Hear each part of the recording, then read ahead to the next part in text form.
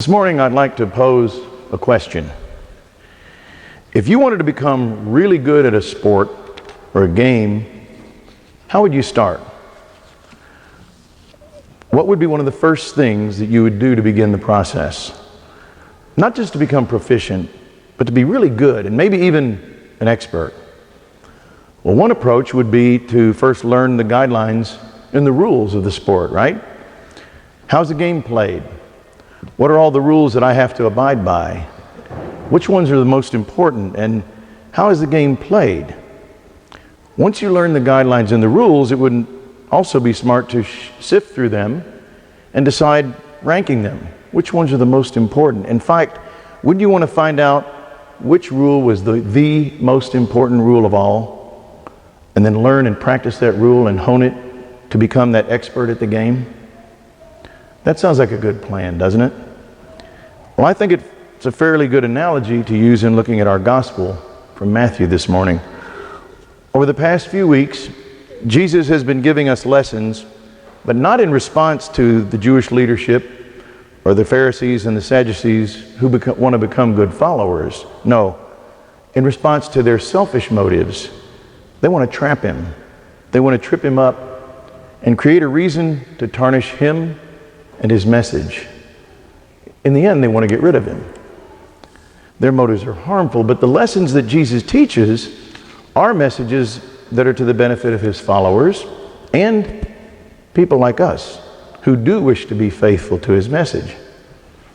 Today's attempt by the Pharisees give Jesus a real teaching moment.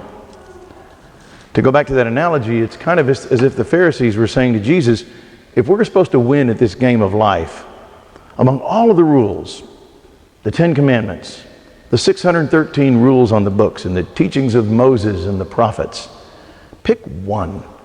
Give us the most important rule to learn and to follow. Which commandment is the greatest? But how would anyone begin to rank 613 laws, the 10 Commandments, and all the readings and all the prophets?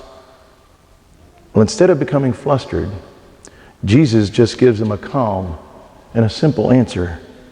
He pairs two ancient ideas from the Torah, puts them together, and proclaims this great commandment of love.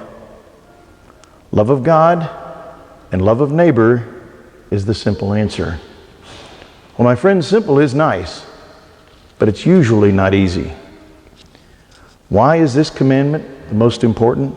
And how can we begin to practice it more effectively in our life? Well, first of all, God himself is love. And to love him, we must love what he loves and how he loves. God's love is completely unselfish. He created each and every one of us. He created everything in the world out of his love for us. He loves his entire creation. And as we begin to surrender our life to him, it creates this endless stream of love that fills us up. And when our life becomes full of this love of God, we can do one of two things. We can try to hold on to it and hoard it out of selfishness, or out of our gratitude and a response to that love that he gives us, we give it away to others. And we love our neighbors as we love ourselves. Doing this, we unselfishly love his entire creation, each other, all of our neighbors. And as we do, God replenishes that love. When I give love away, it doesn't leave a void because God fills it right back up. It's that cycle of us getting love from God and giving it to others and receiving more from him. So I'm called to sacrifice a part of my life and myself to provide for the needs of others. And I must admit, too often I don't do that very well. How about you? It's easy to rationalize, isn't it? I have my responsibilities, and I've got my needs, my family, people are counting on me. I need to put some of those ahead of everything else, right? I need to take care of number one first. But that's not what Jesus did. In fact, Jesus is the whole key to why we love God and neighbor and why they're so tightly linked. They're linked because of who he is.